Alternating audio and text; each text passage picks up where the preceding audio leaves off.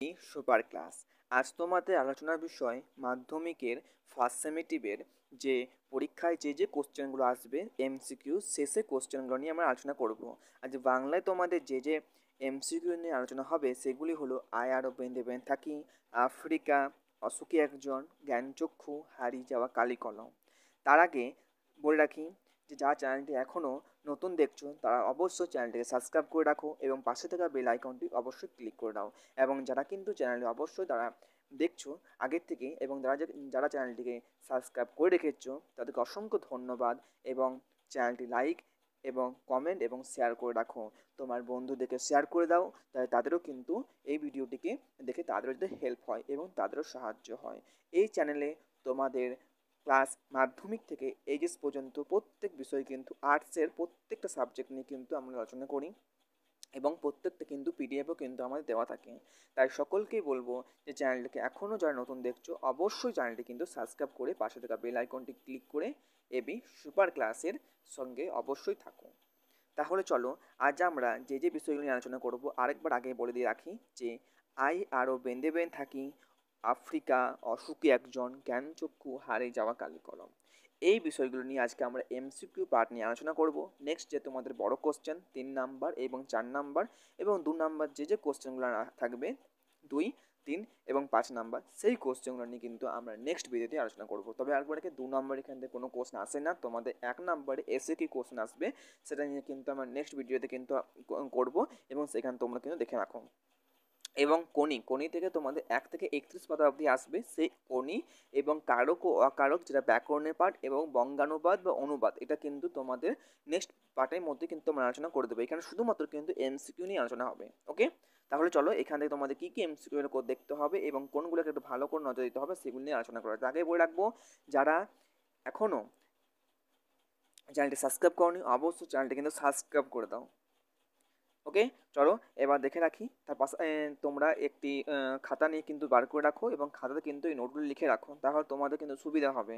কারণ আগস্ট মাসে পরীক্ষা ফার্স্ট সামেটিভ, তো তার জন্য তোমাদের কিন্তু জোরদার কিন্তু প্রস্তুতি শুরু করে দাও এখন থেকে। এবং এই কোশ্চেনগুলোকে পারলে তোমরা খাতায় লিখে রাখো এবং সেগুলো কিন্তু পুরোটা কপি করে মুখস্থ করে রাখো।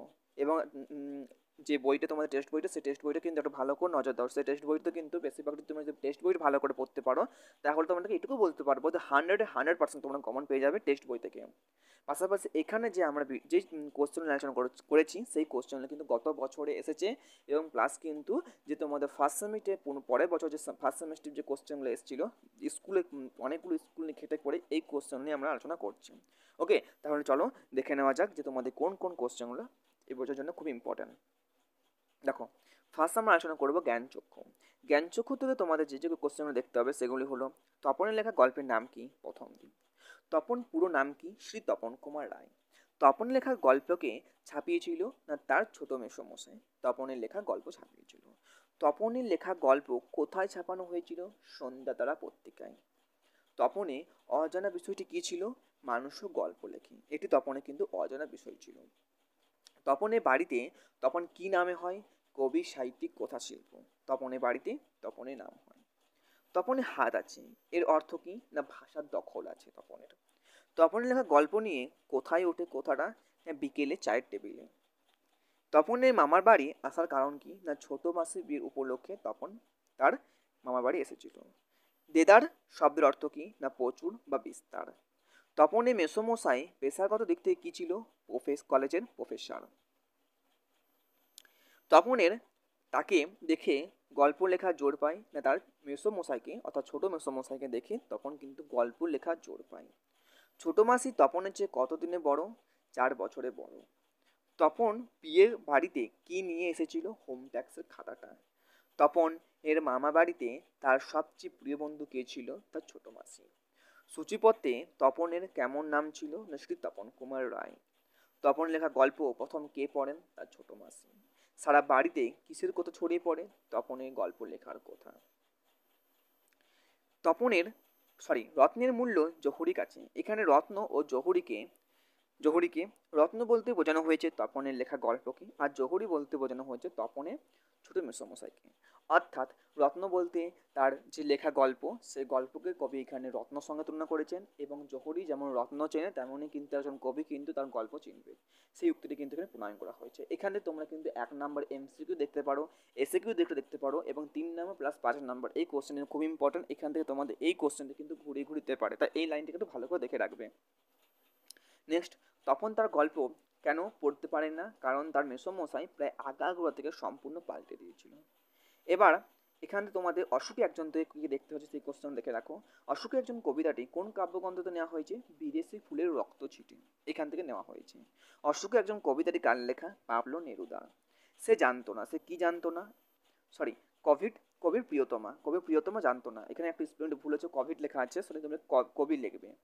সে জানতো না, সে কি জানতো না? কবি আর কখনো ফিরে আসবে না। বৃষ্টিতে কি ধুয়ে দিয়েছিল? লেখক এর পায়ের দাগ, অর্থাৎ কবির পায়ের দাগ কিন্তু ধুয়ে দিয়েছিল। হেঁটে গেল গির্জের এক ড্যাশ নান, হেঁটে গেল গির্জের এক নান। কোথায় ঘাস জন্মালো? রাস্তায়। কেমন ভাবে যুদ্ধ আসার কথা বলা হয়েছে এখানে? রক্তের এক আগ্নেয় পাহাড়ের মতো। মাথার ওপর কি নেমে এলো? না বছরগুলো কিন্তু মাথার ওপর নেমে এলো। কেমন ভাবে? না পাহাড়ের মতো করে নেমে এলো। এটা কিন্তু নেক্সট কোশ্চেন তোমরা দেখবে। কাদের খুন হওয়ার কথা বলা হয়েছে? শিশু এবং বাড়ির খুন হওয়ার কথা বলা হয়েছে। অশোক একজন কবিতাটি বাংলায় তর্জমা করেন নবারুণ ভট্টাচার্য। পাবলো নেরুদা কে ছিলেন? না চিলিয়ান কবি বা একজন রাজনীতিবিদ। অশোকে একজন কবিতাটি টিম কবিতার পাবলো নেরুদা কোন কাব্যগ্রন্থ থেকে নিয়েছেন? সেটা হলো কিন্তু এক্সট্রা ভেকারিয়া কাব্যগ্রন্থ থেকে নেওয়া হয়েছে।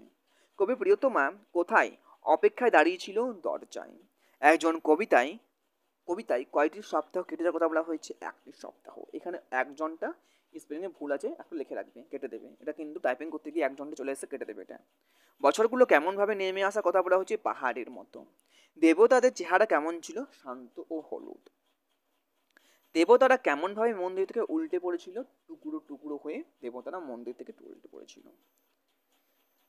কারা আর স্বপ্ন দেখতে পারল না? দেবতারা। কবি কোথায় ঘুমিয়েছিল? না ঝুলন্ত এক বিছানায় কবি ঘুমিয়েছিল। এবার আফ্রিকা থেকে তোমাদের যে যে কোশ্চেনগুলো দেখতে হচ্ছে সেগুলি হলো, দেখে রাখবে। আফ্রিকা হলো একটি মহাদেশ। ষষ্ঠ অসন্তোষ ছিল নিজের প্রতি। কবিতায় প্রতি কবিতায় আদিম যুগ যে বিশেষ ব্যবহার করেছেন তা হলো উদান্ত। নতুন সৃষ্টিকে বারবার বিধ্বস্ত করেছিলেন স্রষ্টা। নিজের সৃষ্টিকে বারবার বিধ্বস্ত করেছিলেন কারণ নিজের প্রতি অসন্তোষ। যে প্রাচীর ভারতের বুক থেকে আফ্রিকাকে ছিনিয়ে নিয়ে গিয়েছিল সে হলো রুদ্র সমুদ্রের বাহু। রুদ্র সমুদ্রের বাহু আফ্রিকাকে ছিনিয়ে নিয়ে গিয়েছিল, বেঁধেছিল কোথায়? না বনস্পতি এক নিবিড় পাহাড়ায়। আফ্রিকা অন্তপুরে আলো ছিল কেমন? না কৃপণ। নির্ভীত অবকাশে আফ্রিকা সংগ্রহ করেছিল দুর্গব্যের রহস্য। আফ্রিকা চিনেছিল জল, স্থল, আকাশের দুর্বোধ সংকেত। প্রাকৃতিক সৃষ্টি অতির জাদু আফ্রিকার মানে যা জাগছিল তা হলো মন্ত্র। আফ্রিকা বিদ্রুপ করেছিল ভীষণকে। আফ্রিকা বিদ্রুপ করেছিল ভীষণকে কি রূপ? না ছন্দ বিশেষ বিদ্রুপ করছিল। কে? শশাঙ্ককে হার মানাতে চাইছিল আফ্রিকাকে। তাণ্ডব শব্দের অর্থ কি? উদ্যান নাচ। আফ্রিকা কবিতায় ছায়াবৃত্ত সম্বন্ধ করেছেন আফ্রিকাকে। তার আগে বলে রাখি, এখনো পর্যন্ত এই যে কোশ্চেনগুলোকে আমরা আলোচনা করলাম সেই কোশ্চেনগুলো খুবই ইম্পর্টেন্ট। সেগুলোকে তোমরা একটা খাতার মধ্যে কিন্তু লিখে রাখো এবং সেগুলো কিন্তু তোমরা পড়ো, কারণ সামনে তোমাদের আগস্ট মাসে তোমাদের পরীক্ষা ফার্স্ট সামেটিভে যে পরীক্ষাটা হবে সেটা কিন্তু তোমাদের এমসিকিউ যে দেখতে হবে, এমসিকিউ শেষের দিকগুলো কিন্তু আমরা এখানে আলোচনা করেছি, যেগুলো তোমাদের এমসিকিউর জন্য খুব ইম্পর্টেন্ট। ওকে, তাহলে তাণ্ডব শব্দের অর্থ কী? না উদ্যান নাচ। আফ্রিকা কবিতায় কবি ছায়াবৃত্ত সম্বোধন করেছেন আফ্রিকাকে। তোমরা যদি আমাকে কমেন্টে জানাও যে তোমাদের এক একটা চ্যাপ্টার থেকে তোমার যদি মক টেস্টের প্রয়োজন হয় তাহলে কিন্তু আমরা মক টেস্ট নিয়ে আলোচনা করব। যেমন তোমাদের জ্ঞানচক্ষু থেকে এমসিকিউর কিছু একটা মক টেস্ট আমরা আলোচনা করব, তোমরা কিন্তু কমেন্টে তার অ্যান্সারটা জানাবে আমাকে। ওকে, তো নেক্সট ভিডিওতে আমরা সেটা দেখা যাবে, আলোচনা করব। তোমাদের যদি ইন্টারেস্ট থাকো, কেউ সকলে ইন্টারেস্ট থাকো, তাহলে কিন্তু আমরা কিন্তু কমেন্টে আমাকে জানাও, আমি অবশ্যই সেই নিয়ে আলোচনা করব। আফ্রিকা কবিতায় কবি ছায়াবৃত্ত সম্বোধন করেছেন আফ্রিকাকে। আফ্রিকাকে কবি ছায়াবৃত্ত বলে সম্বোধন করেছেন কারণ আফ্রিকা জঙ্গলাকীর্ণ। কালো ঘোমটাটির নিচে কে অপরিচিত ছিল? না আফ্রিকার মানব রূপ। এটা কেন বলা হয়েছে যে কালো ঘোমটা? না, আফ্রিকা জঙ্গলের মধ্যে কোনো রকম কিন্তু সূর্যের আলো প্রবেশ করতে পারে না, কারণ এতটাই ঘন জঙ্গল। এবং আফ্রিকার জঙ্গলের নিচে এই মানবরূপ অর্থাৎ মানব সম্প্রদায়ের মানুষরা বসবাস করে, মানবেরা বসবাস করে। তাই এই কালো ঘোমটার নিচে আফ্রিকার মানবরূপ অপরিচিত ছিল। উপেক্ষা দৃষ্টি কেমন ছিল? না আবিল। আফ্রিকার বন কবিতায় ওরা এলো কেমনভাবে? না লোহার হাত করে নিয়ে। নেক্সট তোমাদের দেখতে হবে আয় আরও বেঁধে বেঁধে থাকি। এখান থেকে তোমাদের যে যে কোশ্চেনগুলো দেখতে হচ্ছে সেগুলো একটু দেখে রাখবে। এবার আরেকবার বলে রাখি যে আগের বছরের যে কোশ্চেনগুলো, আগের বছর মাধ্যমিক পরীক্ষায় তোমাদের ফাইনালের জন্য আফ্রিকা এবং আয় আরও বেঁধে বেঁধে থাকি তেমনভাবে কিন্তু কোশ্চেন দেয়নি। এই বছরের জন্য তোমরা কিন্তু আফ্রিকা এবং আই আরও বেঁধে বেঁধে থাকি থেকে কিন্তু কোশ্চেনগুলো একটু ভালো করে নজর দিতে পারো। তোমার যদি দরকার হয় যে তোমরা যদি আমাকে বলো যে সালের কোশ্চেনে যদি দরকার হয় যে প্রত্যেকটা সালের কোশ্চেন থেকে তোমাদের কী কী কোশ্চেন এসেছিলো সেই কোশ্চেন নিয়েও কিন্তু আমরা ভিডিও বানাতে পারি। তোমাদের তোমরা কেমনটা চাইছো সেটা কিন্তু আমাকে কমেন্টে জানাও। অবশ্যই আমার কমেন্ট সবসময় খোলা থাকে। এবং আমার ধরো আমি তো ক্লাস মাধ্যমিক থেকে এই যে সমস্ত বিষয়গুলোকে আলোচনা করছি আর্টসের। এবার কোন কোন সাবজেক্টে তোমাদের প্রয়োজন সেটা তো আমরা জানতে পারছি না। এবার তোমাদের যেটা প্রয়োজন হচ্ছে সেটাকে নিয়ে আমি আলোচনা করো। আমার কমেন্ট সবসময় খোলা থাকে। তাছাড়া আমার গ্রুপ আছে, গ্রুপে আমার ডিসক্রিপশন বক্সে গ্রুপে লিঙ্ক দিয়ে থাকবে, গ্রুপে জয়েন হয়ে যাও। এবং গ্রুপে কিন্তু আমার সবসময় খোলা থাকে গ্রুপ। তোমরা গ্রুপে মেসেজ করো তোমাদের কোন টপিকের ক্লাস দরকার, আমি সেই টপিকের ক্লাস কিন্তু আলোচনা করবো। তাছাড়া তোমার যদি কোনো রকম পিডিএফের বা নোটের কোনো অসুবিধা হয় বা কোনো কোশ্চেনের নোট চাই তাহলেও কিন্তু আমাকে গ্রুপে জানাও, আমি অবশ্যই গ্রুপে তোমাদের হেল্প করার সাহায্য করব। একাধিক গ্রুপে অনেকেই জয়েন আছে এবং গ্রুপে এখনও কিন্তু তোমরা যা যা জয়েন হওনি গ্রুপের মধ্যে জয়েন হয়ে যাও। ডিসক্রিপশন বক্সে গ্রুপের লিঙ্ক দিয়ে থাকবে, সেখানে গ্রুপে জয়েন হতে পারো। তাহলে আয় আরও বেঁধে বেঁধে কি থেকে তোমাদের যে যে কোশ্চেনগুলো দেখতে হচ্ছে সেটা হলো কিন্তু কুতক ছন্দ নামে লেখা শঙ্করঘোষের রচনাগুলির নাম হলো শব্দ নিয়ে খেলা ও কথা নিয়ে খেলা। আয় আরও বেঁধে বেঁধে থাকে কবিতায় ব্যবহৃত হচ্ছে দুবার। আয় আরও বেঁধে বেঁধে থাকে কবিতার তাৎপর্য কি? না দৃঢ় বাক্যর অর্থ হলো না দৃঢ় বন্ধনে আবদ্ধ হয়ে থাকা। আয় আরও বেঁধে বেঁধে থাকে কবিতাটি দ্বিতীয় পঙ্ক্তিতে কি? না আমাদের পায়ে গৃঘাত। আমাদের পায়ে গৃঘাত, গৃঘাত শব্দের আক্ষরিক অর্থ হলো কিন্তু পর্বত গ্রহর। আমাদের মাথায় ড্যাশ বোমারু। কবিতায় উল্লেখিত হিমানীর বাঁধ রয়েছে পায়ে পায়ে। পায়ে পায়ে হিমানি বান। হিমানি শব্দে আক্ষরিক অর্থ কি? না তুষার। কবিতায় কবি খাদের শব্দের উল্লেখ করা হয়েছে এখানে শিশুদের। আমাদের পথ নেই আর। পথ শব্দটি কবে ব্যবহার করা হয়েছে? দুবার। আমাদের কি নেই বলে কবি মত প্রকাশ করেছে? আমাদের কোনো ইতিহাস নেই। আমাদের চোখ মুখ ঢাকা। চোখ মুখ বলতে বোঝানো হয়েছে মুখোশবৃত্ত, অর্থাৎ চোখ মুখ ঢাকাকে বলা হয়েছে যে মুখোশবৃত্ত, অর্থ হলো কিন্তু মুখোশবৃত্ত। আমরা ভিখারি কত মাসে কথা বলা হয়েছে? এখানে 12 মাস। এখান থেকে এই কোশ্চেনগুলোকে আয়ার বেঁধে বেঁধে থাকে কবিতা থেকে তোমরা এই কোশ্চেনগুলোকে একটু ভালো করে নজর দাও এবং এগুলোকে নিয়ে একটু তোমরা দেখতে পারো। এবার নেক্সট তোমরা আলোচনা করবো আই হারিয়ে যাওয়া কালিকরম থেকে। এই হারিয়ে যাওয়া কালিকরম থেকে তোমাদের কোন কোন কোশ্চেনগুলো এবছর জন্য ইম্পর্টেন্ট সেগুলো একটু দেখে রাখো এবং সেগুলোকে পারলে তোমরা কিন্তু কপি করে রাখো, খাতার মধ্যে লিখে রাখতে পারো। এবার আজকে আমরা আলোচনা করব, এবার নেক্সট আলোচনা করব হারিয়ে যাওয়া কালিকরম থেকে। হারিয়ে যাওয়া কালিকরম থেকে তোমাদের কোন কোন এমসিকিউ কোশ্চেনগুলো খুবই ইম্পর্টেন্ট সেগুলো দেখে রাখতে পারো। তাছাড়া এই হারিয়ে যাওয়া কালিকরম যে চ্যাপ্টারটা কম তো বড় নয়। হ্যাঁ, এখান থেকে টনা কিন্তু 20টা যে খুব ইম্পর্টেন্ট হবে তা বলা নয়। 20টা ইম্পর্টেন্ট কোশ্চেন আমরা আলোচনা করেছি যেগুলো কিন্তু গত বছরে এবং প্লাস কয়েকটি স্কুল থেকে এসেছিল। সেই ভিডিওগুলোকে নিয়ে, সেই কোশ্চেনগুলোকে নিয়ে আমরা এই ভিডিওটি আলোচনা করছি। এবার এখান থেকে তোমাদের আর যে যে বিষয়গুলো নিয়ে পড়তে হবে ফাইনালের জন্য সেগুলো কিন্তু আমরা নেক্সট কিন্তু আলোচনা করব ফাইনালের জন্য। ওকে, তাহলে হারিয়ে যাওয়া কালিকলম থেকে তোমাদের কী কী কোশ্চেন দেখতে হচ্ছে সেগুলি হলো শ্রীপান্ত ছন্দ নামে লিখেছিল কে? নিখিল সরকার। লেখক যে অফিসে কাজ করতেন সেটি হলো পত্রিকার অফিস। লেখকের অফিসে সবাই লেখক ছিলেন। লেখকের হাতে ছাড়া আর কারো হাতে কলম নেই। অবশ্যই এখনকার আমাদের যে ডিজিটাল যুগ, যে আমাদের সকলের হাতে কিন্তু প্রায় বলতে গেলে অ্যান্ড্রয়েড মোবাইল, পাশাপাশি কিন্তু আমাদের হাতে কিন্তু সকলেই বলতে গেলে কম বেশি মোবাইল ফোনের পাশাপাশি কিন্তু আমরা একটা ল্যাপটপ বা কম্পিউটার বা ট্যাব আমরা ইউজ করি এবং সেখানেই আমরা বেশিরভাগটা কিন্তু নোট বা কপি বানাই। হ্যাঁ, পাশাপাশি সেখান থেকে আমরা অনেক ক্লাস করি। তবে এটা ধরো আধুনিক যুগ হয়ে যাওয়ায় কারণ এগুলো এমনটা ঘটছে। কিন্তু আজ থেকে প্রায় 100 বছর আগে এখানে কবি কিন্তু 70 বছর আগের কথা বলা হয়েছে। তার মানে বুঝতে পারছি যে রিসেন্টলি কয়েক বছর আগেকার বলা হয়েছে, 70 বছর আগেকার। তাহলে সেই সময় কবি এই যে কলমের ব্যবহারটা কেমন ছিল, কলমগুলোকে আমরা কেমনভাবে ব্যবহার করতাম, কলমেরও বিভিন্ন রূপ আছে। তাহলে তখনকার সময় কলমটা কতটা দামি ছিল সেটা কি কবি কিন্তু এখানে তুলে ধরেছেন। ওকে, লেখকের অফিসে সবাই লেখক ছিলেন, লেখকের হাতে ছাড়া আর কারো হাতে কি কলম নেই। লেখক ছাড়া তার অফিসে আর সকলের সামনে রয়েছে একটি কম্পিউটার। লেখকের লেখকের লেখাকে ভালোবেসে ছাপার জন্য তৈরি করে দেন তার সহকর্মীরা। অর্থাৎ লেখক তো এখানে কবি পেনে পড়ে লিখেন, কলমে লিখছেন, এবং সেই কলমের লেখাটিকে তারা কী করেন না কম্পিউটারের মধ্যে কিন্তু টাইপিং করে পড়ে সেটা কিন্তু ছাপানোর ব্যবস্থা করে দেন। একদিন কোনো কারণে অফিসে কি নিয়ে যেতে ভুল হয়ে গেলে বিপদ, কলম নিয়ে যেতে। কিসে লিখে লেখকের সুখ নেই না গোলা শুকনো পোতা মুখ কলম নেই।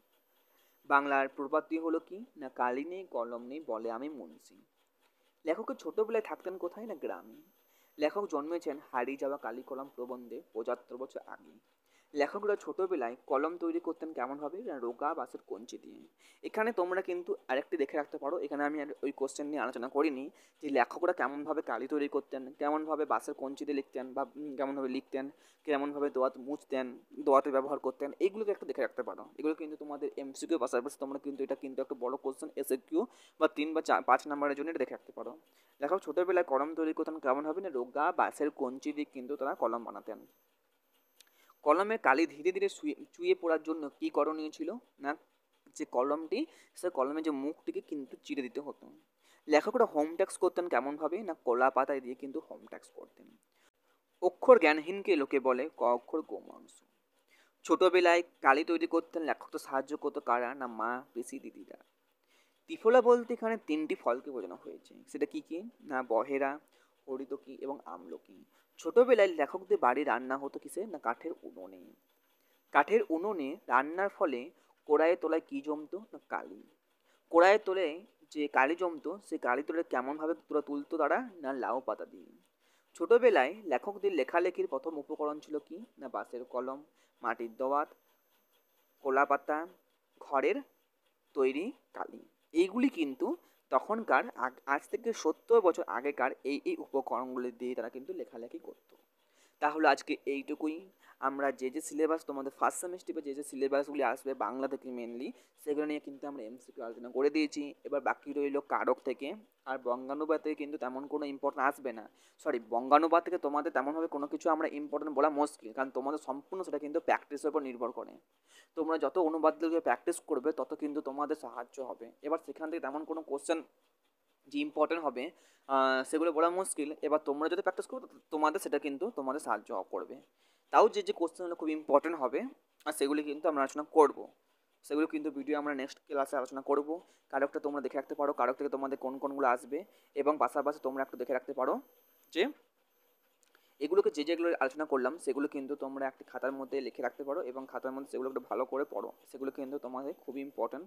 এই কোশ্চেনগুলো তোমরা যদি একটা ভালো করে মন দাও তাহলে তোমাদের এটুকু বলতে পারি যে যে ফার্স্ট সেমিস্টারের যে পরীক্ষা হবে এমসিকিউ তে তোমরা কিন্তু এমসিকিউতে মেনলি তোমরা কিন্তু ফুল মার্কস পাওয়ার যে সম্ভাবনা থাকবে বাংলা দিকটা। বাকি কারো ফায়ারগুলো কিন্তু আমরা নেক্সট ক্লাস আলোচনা করবো, সেখানে তোমরা দেখতে পারো।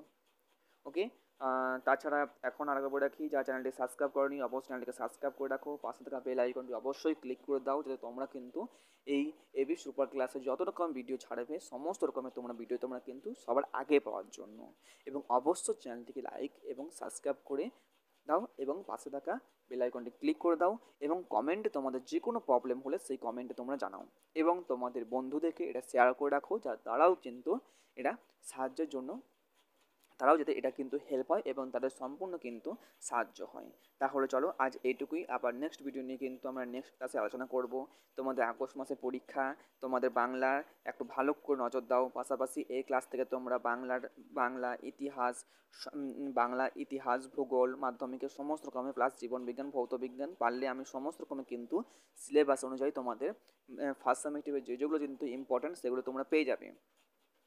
তাই তোমরা কিন্তু একটুকু চ্যানেলটিকে ফলো করে রাখো। ওকে, তাহলে আজ এইটুকুই, আবার নেক্সট ভিডিও নিয়ে কিন্তু আমরা আলোচনা করব। সকলে ভালো থেকো, সুস্থ থেকো, এবং এই ভিডিওকে যে কোশ্চেনগুলো আলোচনা করলাম সেই কোশ্চেনগুলো মনোযোগ দিয়ে পড়ো। ওকে।